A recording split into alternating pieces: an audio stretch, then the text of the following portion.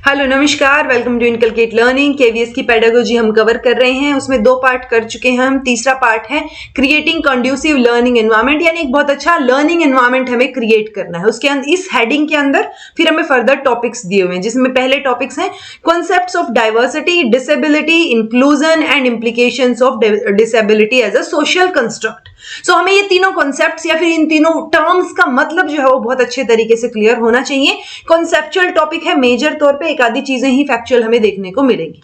This is presented by मी रवीना। अगर आपको videos informative लग रही हैं तो इनकलकेट लर्निंग को लाइक शेयर सब्सक्राइब कर दीजिए, because it is absolutely free. तो सब्सक्राइब तो कर ही सकते हैं अगर अब तक नहीं किया है तो देखिए, अंडरस्टैंडिंग द लर्नर कंप्लीट कर चुके हैं। कोई डाउट हो तो कमेंट कीजिएगा। देन अंडरस्टैंडिंग टीचिंग लर्निंग में ये थियोरेटिकल पर्सपेक्टिव हमने कवर किया, फैक्टर्स अफेक्टिंग हमने कवर किए। उसके बाद एक टॉपिक आता है planning and organisation of teaching and learning. तो टीचिंग लर्निंग में कैसे आप चीजें प्लान करेंगे और ऑर्गेनाइज कैसे करेंगे, ये मेन हेडिंग है हमारी। ये अलग से कोई टॉपिक नहीं है, इस मेन हेडिंग के अंदर ये बाकी सारे टॉपिक्स हमें कवर करने को दिए गए हैं। ओके, सो इसलिए अलग किसी ने कमेंट किया था, इसलिए मैं बता रही हूं। ये किसी ने पूछा था मैम प्लानिंग एंड ऑर्गेनाइजेशन का टॉपिक आपने स्किप कर दिया, ऐसा नहीं है। एक किसी ने बोला था फाउंडेशनल लिटरेसी का टॉपिक स्किप कर दिया, फाउंडेशनल लिटरेसी वाला बाद में आएगा, तो टेंशन मत लीजिए, वो भी हो जाएगा। ओके, तो मैं सिलेबस, अगर आप केवीएस की साइट से सिलेबस डाउनलोड करके देखेंगे ना, तो डिट्टो सिलेबस के अकॉर्डिंग करवा रही हूं यार। तो उसमें क्या कंफ्यूजन हो जाता है आप लोगों को, मुझे समझ नहीं आती है चीज। ठीक है, सो कंफ्यूज करने की जरूरत नहीं है, बिल्कुल सिलेबस में से टॉपिक्स उठा के एग्जैक्ट आप लोगों को मैं करवा रही हूं, तो फिर तो कोई कंफ्यूजन के चांसेस बचने ही नहीं चाहिए ना। ठीक है, चलिए जी, सबसे पहले आता है कॉन्सेप्ट ऑफ डाइवर्सिटी। डाइवर्सिटी मतलब वैरायटी, भिन्नताएं।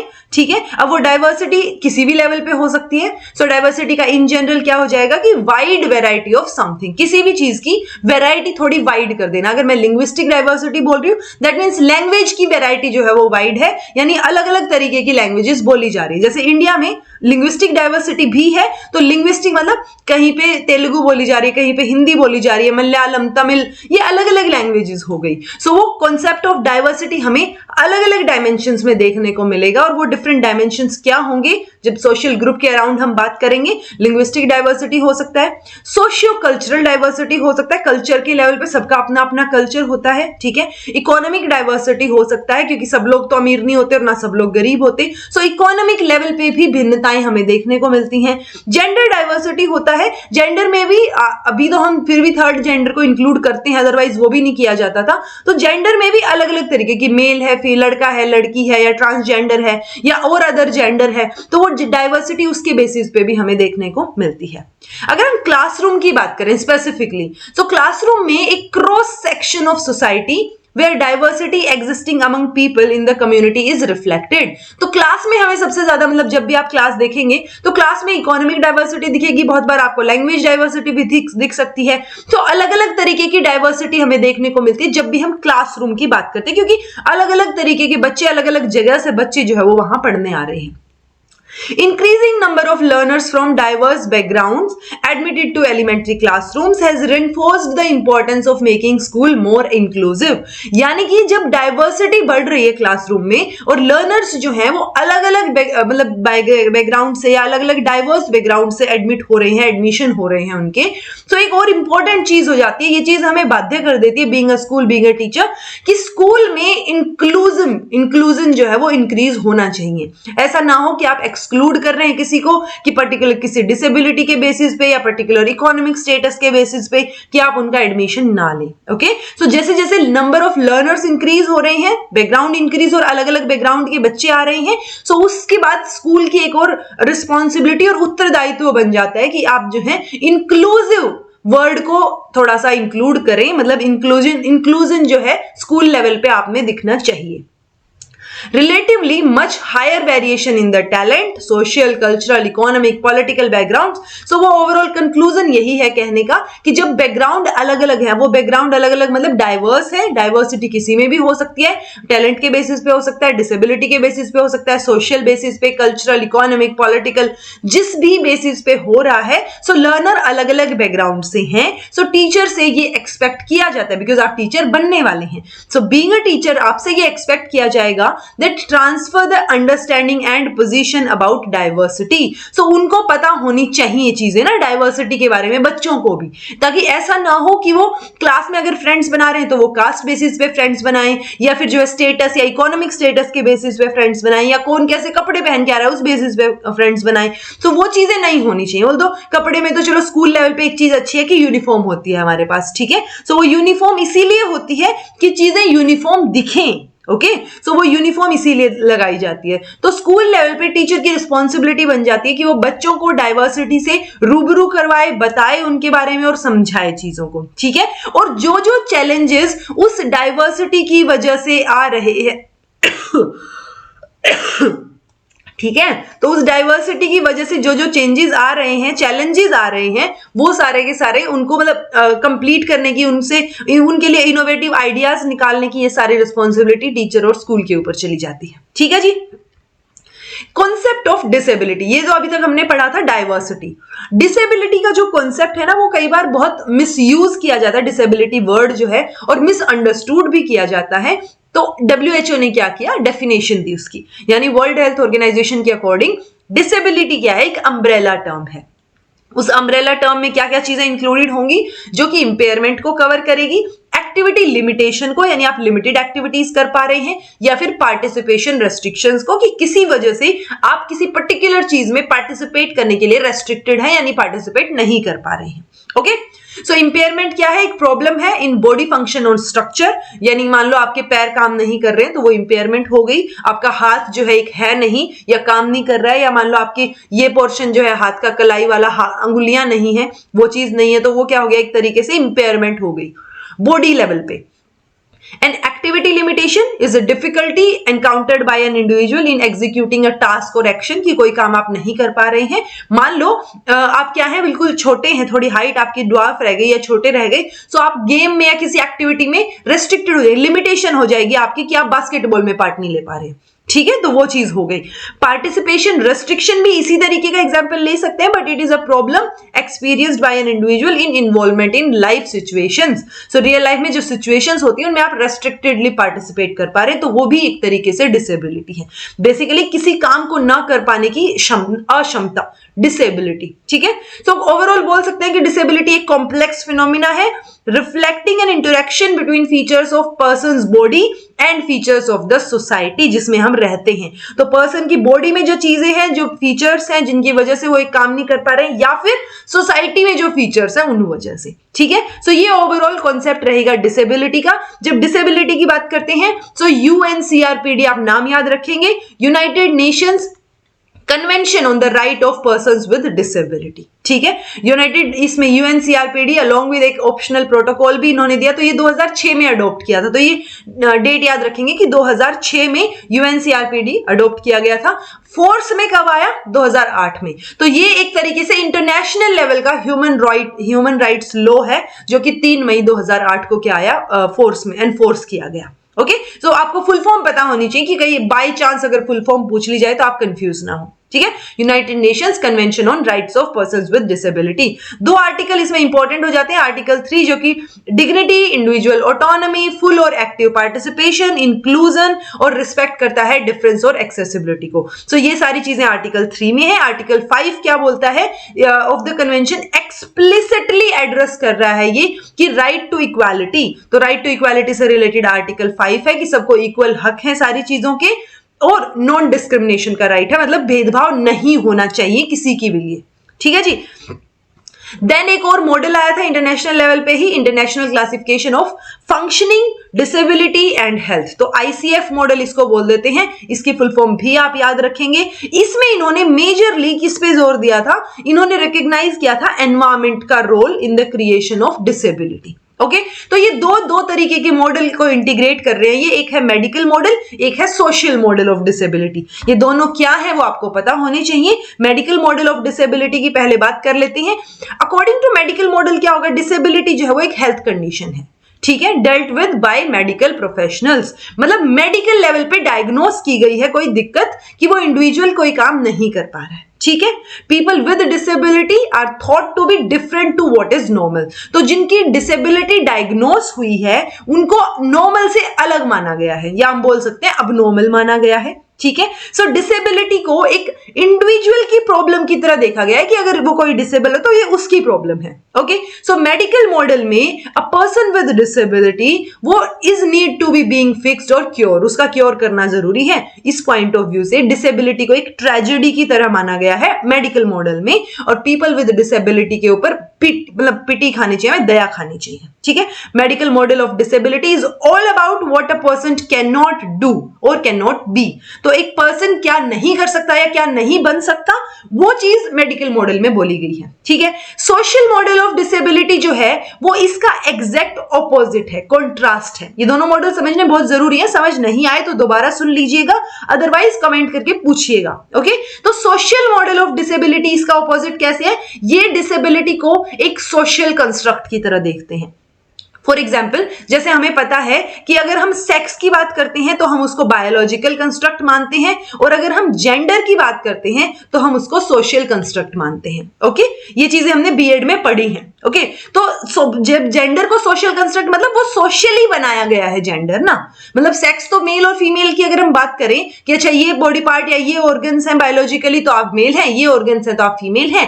अदरवाइज अब जो सोसाइटी में, इसीलिए अगर हम देखें तो अब की बार होता है ना कि थर्ड जेंडर वो खुद इंसान खुद बताएगा कि मैं क्या हूं, मतलब मेरा जेंडर क्या है, कि आप किस तरीके से अंदर से फील करते हैं। ओके। तो जेंडर एक सोशल कंस्ट्रक्ट माना गया। ऐसे ही सोशल मॉडल ऑफ डिसेबिलिटी में डिसेबिलिटी को सोशली कंस्ट्रक्टेड माना गया है, विच मीन्स कि ये जो डिसेबिलिटी है ये कैसे डेवलप होती है, interaction between people living with impairment and environment filled with physical, attitudinal, communication या फिर सोशल बैरियर्स। इसका कहने का मतलब आप एग्जाम्पल ले सकते हैं कि अगर कोई इंसान व्हील चेयर पे है, ठीक है, और वो किसी बिल्डिंग में एंटर करना चाह रहा है, बट वहां पे क्या है, स्टेयर्स हैं, यानी रैंप है ही नहीं, तो वो नहीं एंटर कर पाएगा अपने आप से, राइट। सो वो चीज क्या हो गई यहां पे कि वो डिसेबल्ड है नहीं, वो अपना काम करने के काबिल है अगर सोशल लेवल पे इंफ्रास्ट्रक्चर उस तरीके का हो।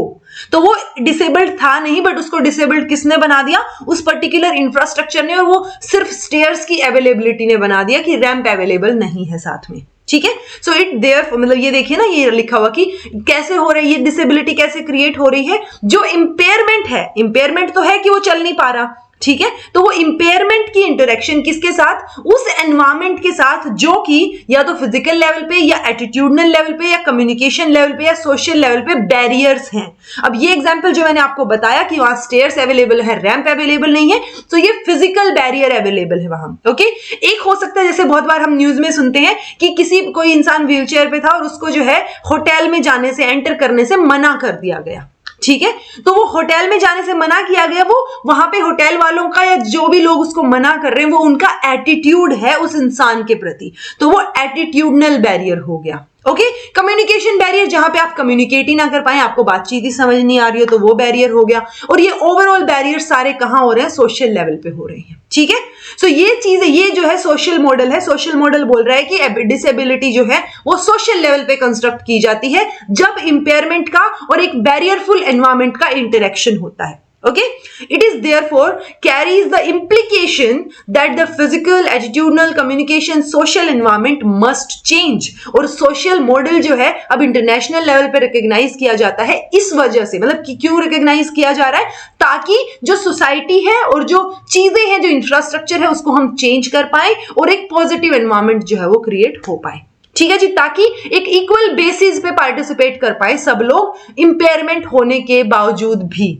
ठीक है जी। तो ये मेडिकल मॉडल, सोशल मॉडल का आप ध्यान रखेंगे। अब हम बोल रहे हैं कि डिसेबिलिटी एक सोशल कंस्ट्रक्ट है, तो इसकी इंप्लीकेशंस क्या होंगी, यानी implications of disability as a social construct. इसमें ब्रॉड लेवल पे तो हम बहुत सारी चीजें सोच सकते हैं, बट अगर मेजर बात करें तो इंप्लीकेशन, मेजर रिजल्ट क्या देखने को मिलेगा, यानी डिसेबिलिटी को अगर सोशल कंस्ट्रक्ट मान रहे हैं हम, तो वहां पे लैक ऑफ सोशल इंफ्रास्ट्रक्चर है, कि इंफ्रास्ट्रक्चर बेटर तरीके से नहीं है, जो इंपेयर्ड पर्सन है उनके लिए इंफ्रास्ट्रक्चर अवेलेबल नहीं है। अगर लैक ऑफ सोशल इंफ्रास्ट्रक्चर है, जैसे व्हीलचेयर वाला इंसान स्टेयर्स की वजह से वहां पे एंटर नहीं कर पा रहा था अकेले, तो वहां पे रैंप होना चाहिए था, बट रैंप नहीं है। ठीक है। तो रैंप का ना होना is lack of social infrastructure. अब रैंप नहीं है, वो इंसान नहीं जा सकता ऊपर, तो feel of inclusion will be there, यानी वो जो इंसान है उसके दिमाग में जो इंपेयर्ड है बट डिसेबल्ड, उसको सोसाइटी ने बना दिया, तो वो फील ऑफ एक्सक्लूजन उन्हें देखने को मिलेगा कि वो एक्सक्लूडेड फील करेंगे, अलग फील करेंगे सबसे, और अलग फील करेंगे तो डेफिनेटली एक मेंटल डिस्टर्बेंस होना लाजमी है।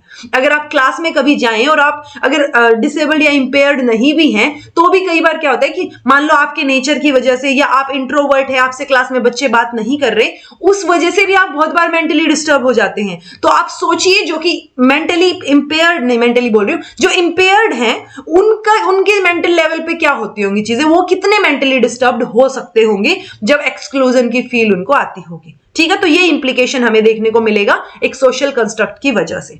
देन है जी हेल्पलेसनेस। ऑब्वियसली उस सिचुएशन में आप कुछ नहीं कर सकते, तो एक हेल्पलेसनेस भी आपके अंदर रहेगी।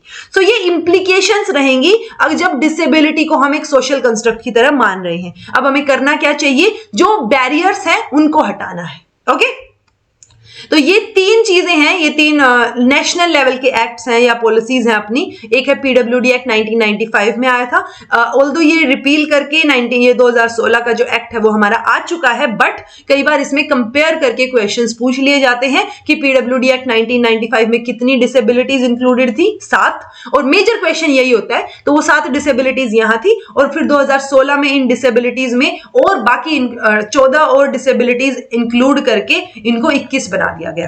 तो कई बार ये क्वेश्चन पूछ लिया जाता है कंपेयर करके कि जो 7 डिसेबिलिटीज हैं उनमें कौन सी डिसेबिलिटी थी या नहीं थी, या फिर 2016 में कौन सी नई डिसेबिलिटी ऐड की गई। तो आपको ये 7 और ये 21 दोनों के नाम प्रॉपर तरीके से याद होने चाहिए। ठीक है, ओवरऑल आपको 21 नाम याद रखने, उनमें से 7 जो है वो तो यहाँ पे थी ही। एक है national policy for persons with disabilities 2006। बहुत सारे स्टूडेंट्स को शायद ना भी पता हो कि ऐसी कोई भी पॉलिसी है, क्योंकि हमें normally national policy on education के बारे में ज्यादा बताया और पढ़ाया जाता है। तो एक national policy for persons with disability भी एग्जिस्ट करती है, 2006 में आई थी। पहले 2 टॉपिक्स मैंने आपको डिटेल में करवा रखे हैं, वीडियो भी मैं आपकी जो प्लेलिस्ट है केवीएस वाली उसमें डाल चुकी हूं, देख लीजिएगा। ये वाली भी आप एक बार ये 21 तो याद रख ही लीजिएगा, उसके अलावा मुझे टाइम मिला तो मैं इसको भी जल्दी ही अपलोड करने की ट्राई करूंगी। ठीक है, अदरवाइज आप एक बार इसके डॉक्यूमेंट को देख लीजिएगा। अब ये जो डिसेबिलिटी का कॉन्सेप्ट पूरा चल रहा है, इसकी वजह से एक और टर्म हमें पता होनी चाहिए, क्या है, मार्जिनलाइजेशन। और मार्जिनलाइजेशन में भी हमें एजुकेशनल लेवल पे मार्जिनलाइजेशन क्या होता है वो डिस्कस करना है। ओके, क्योंकि मार्जिनलाइजेशन मतलब मार्जिन्स पे होना। जैसे आप देखते हैं ना कि आपके पास जो पेपर है उसमें साइड में लाइन लगी होती है, मार्जिन्स लगी होती है। ठीक है, जब आप पेपर लिखने जाते हैं तो इस साइड मार्जिन आप खुद लगा लेते हैं, लाइन लगा लेते हैं। तो वो मार्जिन मतलब ये पूरा का पूरा पेपर है, बट उसके मार्जिन्स पे हैं, आप पेरिफेरी पे हैं, साइड कर रखा है आपने किसी चीज को। ठीक है, सो वैसे ही जब किसी इंसान को सोसाइटी में मार्जिनलाइज कर दिया जाता है, मतलब ये आपकी सोसाइटी है, इस सोसाइटी की मार्जिन्स पे जो लोग हैं, ठीक है, उसको हम बोल रहे हैं मार्जिनलाइजेशन। तो मार्जिनलाइजेशन एजुकेशनल लेवल पे बोले तो अनफेयर, फेवर्ड या biased distribution of access to learning की, या लर्निंग फैसिलिटी या रिसोर्सेज की जो एक्सेस है वो फेवर, मतलब अनफेवर्ड नहीं है, अनफेवर्ड इन द सेंस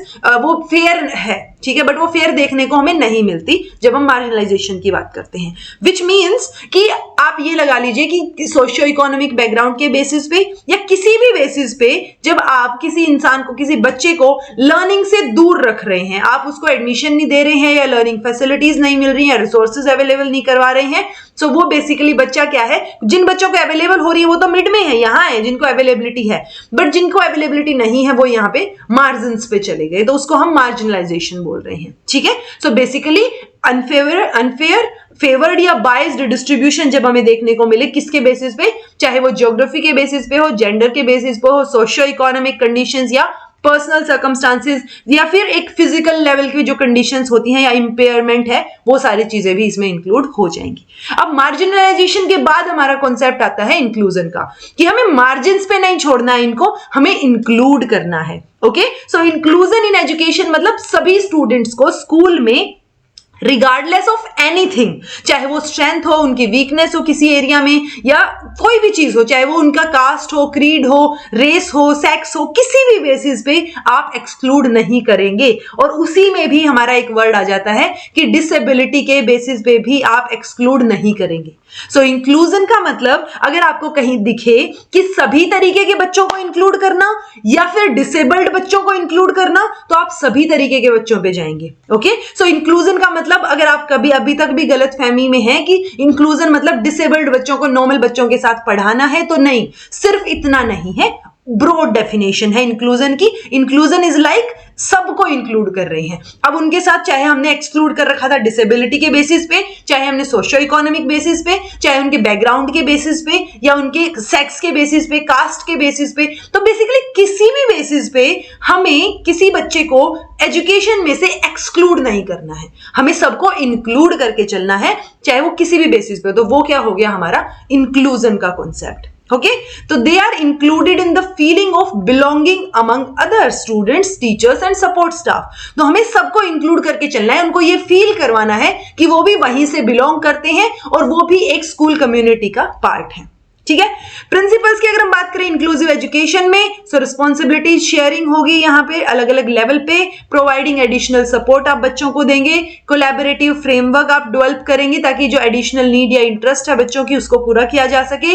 इंप्लीकेशंस जो भी हैं वेरियस टाइप ऑफ डिसेबिलिटी की, मतलब मान लो अगर कोई बच्चा चल नहीं पा रहा है, व्हील चेयर पे है, सो क्या क्या चीजें वहां होनी चाहिए ना, उसकी वजह से क्या क्या इंप्लीकेशंस होंगी और वो इंप्लीकेशंस हमें फिर ठीक करनी है। Okay, knowledge about family, social environment of children, तो सारी चीजों की नॉलेज आपको होनी चाहिए। Modification in teaching learning strategies, यानी स्ट्रैटेजीज आप चेंज करेंगे। इंप्रूविंग प्रोफेशनल कॉम्पिटेंसीज, कि रिसोर्स टीचर अवेलेबल है, ट्रेन्ड टीचर अवेलेबल है, तो वो सारी चीजें यहां अवेलेबल होनी चाहिए जब आप इंक्लूसिव एजुकेशन की बात कर रहे हैं।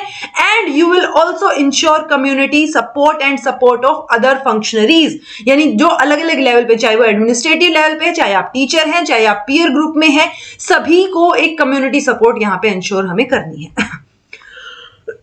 Models of inclusive education for children with disability, B Ed में आप पढ़ के आते हैं बहुत सारे मॉडल्स। सबसे मेजर दो मॉडल देखने को मिलते हैं, एक मॉडल ऑफ फुल इंक्लूजन, यानी हर लेवल पे स्टूडेंट्स जो है वो इंक्लूडेड हैं, और पार्शियल इंक्लूजन मतलब मान लो कोई पर्सन विद डिसेबिलिटी है जो कि अलग अलग, मान लो एक आपकी क्लास में 5 बच्चे ब्लाइंड हैं, ठीक है, बट बाकी सारी चीजें वहां अवेलेबल हैं, वो सुन पा रहे हैं, कर पा रहे हैं चीजें, बट उनके लिए एक अलग से रिसोर्स रूम में कोई क्लास लगना, मतलब उनकी अवेलेबिलिटी या उनके रिसोर्सेज या नीड्स के बेसिस पे, तो वो क्या हुआ, हम इंक्लूड तो कर रहे हैं बट पार्शियली इंक्लूड कर रहे हैं उनको। फुल्ली इंक्लूजन में कंप्लीटली हर एक्टिविटी में, हर चीज में आप नॉर्मल बच्चों के साथ उनको इंक्लूड कर रहे हैं। तो ये चीजें सारी की सारी मैंने क्रिएटिंग एन इंक्लूसिव स्कूल, एक 2 घंटे की वीडियो है, आप डबल करके भी देखेंगे तो 1 घंटे में खत्म हो जाएगी, ठीक है, तो उसको आप एक बार देखेंगे। स्पेसिफिकली बीएड के स्टूडेंट्स के लिए बनाई थी, क्योंकि बीएड में ये एक टॉपिक है, एक पूरा का पूरा सब्जेक्ट है हमारा, क्रिएटिंग एन इंक्लूसिव स्कूल। यहां पे एग्जैक्टली मेंशन नहीं है हमारे सिलेबस में, बट इंक्लूसिव एजुकेशन से रिलेटेड कॉन्सेप्चुअल क्लैरिटी आपको होनी चाहिए, तो आप एक बार ये वीडियो देख लीजिएगा। क्रिएटिंग एन इंक्लूसिव स्कूल जब आप यूट्यूब पे डालेंगे तो आपको ये मिल जाएगी, प्लस मैंने जो केवीएस वाली प्लेलिस्ट है उसमें भी इसको ऐड कर दिया है, ठीक है जी। ओवरऑल अगर हम बात करें बहुत शॉर्ट लेवल में, तो कंपोनेंट्स क्या होंगे इंक्लूसिव क्लासरूम के? एक तो क्लासरूम सिटिंग अरेंजमेंट आपका सही होना चाहिए, क्लासरूम प्रैक्टिसेस सही होनी चाहिए, टीचर का रोल जो है वो यहाँ पे अलग लेवल का रहेगा कि वो सभी बच्चों की नीड्स के अकॉर्डिंग काम करे, सपोर्ट एड और मटेरियल जो है वो अवेलेबल होना चाहिए सभी बच्चों के लिए, ठीक है, उनकी नीड्स के अकॉर्डिंग। कैरेक्टरिस्टिक्स क्या होंगी इंक्लूसिव क्लासरूम की? अगर कोई क्लासरूम इंक्लूसिव है, एक्टिव लर्निंग आपको देखने को मिलेगी, वहां पे इंडिविजुअल डिफरेंसेस को कंसीडर किया जाएगा, एक लॉट ऑफ चॉइसेस और टाइम जो है वो वहां पे प्रोवाइड किया जाएगा स्टूडेंट्स को, वैरिड और सपोर्टिव रोल रहेगा टीचर का, यानी हर एक बच्चे के अकॉर्डिंग अलग अलग रोल हो सकता है टीचर का, तो वो वेरी करेगा रोल भी। मीट एक्सपेक्टेशंस ऑफ करिकुलम, जो भी करिकुलम की एक्सपेक्टेशंस हैं वो अच्छे से मीट करता मिलेगा ये इंक्लूसिव क्लासरूम, और development of opportunities for students at equality. So वो इक्वालिटी और इक्विटी वाला कॉन्सेप्ट यहां देखने को आपको मिलेगा जब इंक्लूसिव क्लासरूम की बात आएगी, ठीक है जी। कुछ एक चैलेंजेस फिर भी इंक्लूजन के टाइम हमें फॉलो करने पड़ते हैं, देखने पड़ते हैं, आ जाते हैं हमारे पास चैलेंजेस ना, तो वो फिजिकल बैरियर हो सकते हैं। फिजिकल बैरियर मतलब कि बच्चे व्हीलचेयर पे, बट आपके स्कूल में क्लास लग रही है उनकी ऊपर वाले फ्लोर पे, तो वो कैसे जाएंगे, ठीक है, रैंप या लिफ्ट नहीं है आपके, तो आप नीचे क्लास लगवाइए उन बच्चों की। तो वो चीजें देखने की फिजिकल लेवल पे बैरियर है और उसको कैसे सोल्व करना है। साइकोलॉजिकल बैरियर हो सकता है कि टीचर खुद ही जो है पॉजिटिव नहीं फील कर रहा उन बच्चों को लेके, that will also be wrong, वो एक बैरियर हो जाएगा। एटीट्यूडनल बैरियर, सोसाइटी का या आसपास के बच्चों का क्या एटीट्यूड है उसकी तरफ। एजुकेशन का प्रोसेस कैसा है कि टीचर बहुत फास्ट स्पीड से पढ़ा रहा है बट उन बच्चों को नहीं समझ आ रहा है, तो एजुकेशन के प्रोसेस में गड़बड़ है कुछ, वो बैरियर हो गया। ट्रेन्ड टीचर्स ही अवेलेबल अगर नहीं है तो वो भी एक चैलेंज हमारे पास आ जाएगा, क्योंकि अगर बच्चा ब्लाइंड है और या फिर मान लो बच्चा साइन लैंग्वेज यूज कर रहा है बट टीचर को ही नहीं आती साइन लैंग्वेज, तो ट्रेन्ड टीचर्स हमें चाहिए होंगे। कम्युनिकेशन में गैप अगर हमें देखने को मिलता है वो भी एक चैलेंज हो जाएगा। इमोशनल रेडीनेस, कि बच्चा जो है वो इमोशनली रेडी है ही नहीं, क्योंकि बिकॉज ऑफ अदर बैरियर्स, कि चाहे वो एटीट्यूडनल है, साइकोलॉजिकल, जो बैरियर्स उसको देखने को मिलते हैं या जो चीजें वो फेस कर रहा है, तो वो इमोशनल लेवल पे इंक्लूसिव स्कूल में जाने को रेडी ही नहीं है, तो वो चीजें भी एक बहुत बड़ा चैलेंज हो जाएगा ये हमारे लिए। फिजिकल रेडीनेस की वो फिजिकल लेवल पे रेडी नहीं है। एकेडमिक रेडीनेस की आप वो एज के अकॉर्डिंग तो 8th क्लास में होना चाहिए बट एकेडमिक लेवल पे वो रेडी नहीं है, उसको पहले वाली क्लासेस की चीजें पता ही नहीं, उसको नहीं समझ आ रही कुछ चीजें। इंफॉर्मेशन बैरियर हो सकता है। तो ये अलग अलग तरीके के चैलेंज हमें देखने को मिलते हैं जब हम इंक्लूजन की बात करते हैं या सबको इंक्लूड करके एक ही क्लासरूम में पढ़ाने की बात करते हैं। अब ये कैसे सोल्व होंगे, ये सोल्व होंगे इनोवेशंस इन इंक्लूसिव एजुकेशन से। अब वो इनोवेशंस बहुत सारे हो सकते हैं, सिर्फ इस एक स्लाइड तक लिमिटेड नहीं होने चाहिए, तो आप सोच सकते हैं इसके बारे में और भी, यानी ट्रेनिंग प्रोग्राम्स को इनिशिएट कर सकते हैं आप, ताकि जो ह्यूमन रिसोर्स की नीड है अलग अलग लेवल पे उसको पूरा किया जा सके, ठीक है। Programmes ranging from certificate to doctoral degree covering variety of target groups, तो अलग अलग तरीके के प्रोग्राम्स आप बच्चों से, मतलब जो टीचर्स हैं उनसे करवा सकते हैं। Providing opportunity for cross ability approach, उसके लिए आप अप्रोच कर सकते हैं या एक अपॉर्चुनिटी प्रोवाइड कर सकते हैं। ट्रेनिंग आप दे सकते हैं जनरल एजुकेशनल कंपोनेंट्स में, या मॉडिफाई कर सकते हैं ट्रेनिंग स्ट्रैटेजीज को, अलग अलग तरीके से ट्रेनिंग दे सकते हैं। टेक्नोलॉजी का यूज आप कर सकते हैं जब आप इंक्लूसिव सेटअप में हैं, और आजकल तो जब हम स्पेसिफिकली इंक्लूजन की बात करते हैं ना और अलग अलग चीजें पढ़ते हैं डीप में जाके, तो हमें बहुत सारी चीजें देखने को मिलती है कि अच्छा ठीक है, इस तरीके की डिसेबिलिटी भी हो सकती है और इस तरीके का बच्चा हो तो आपको क्या करना है। सो वो बहुत ज्यादा डीप में चली जाएंगी वो चीजें, आई डोंट थिंक हमारे सिलेबस में मेंशन है और हमें ज्यादा बहुत डीप में जाने की जरूरत भी नहीं है। बट एक कॉन्सेप्चुअल क्लैरिटी होनी चाहिए कि इंक्लूजन का मतलब हम क्या लेके चल रहे हैं, क्या उसमें चैलेंजेस आ सकते हैं और कैसे हम उन चैलेंजेस को ओवरकम करने की कोशिश कर सकते हैं, ठीक है जी। सो ये हो गया हमारा पहला टॉपिक, ये जो creating and conducive learning environment था उसका, ठीक है। This was all about today. कुछ समझ नहीं आया हो तो पूछ लीजिएगा कमेंट करके, समझ आ गया है तो प्लीज कमेंट करके बताइए, ताकि मुझे एक फीडबैक के तौर पे चीजें पता चले कि आपको समझ आ भी रहा है या नहीं आ रहा या कोई दिक्कत आ रही है, ठीक है। So thank you so much for watching, be happy, keep smiling, subscribe to inculcate Learning because it is absolutely free. तो जल्दी जल्दी सब्सक्राइब कर दीजिए, वीडियो को लाइक और शेयर कर दीजिए। Thank you.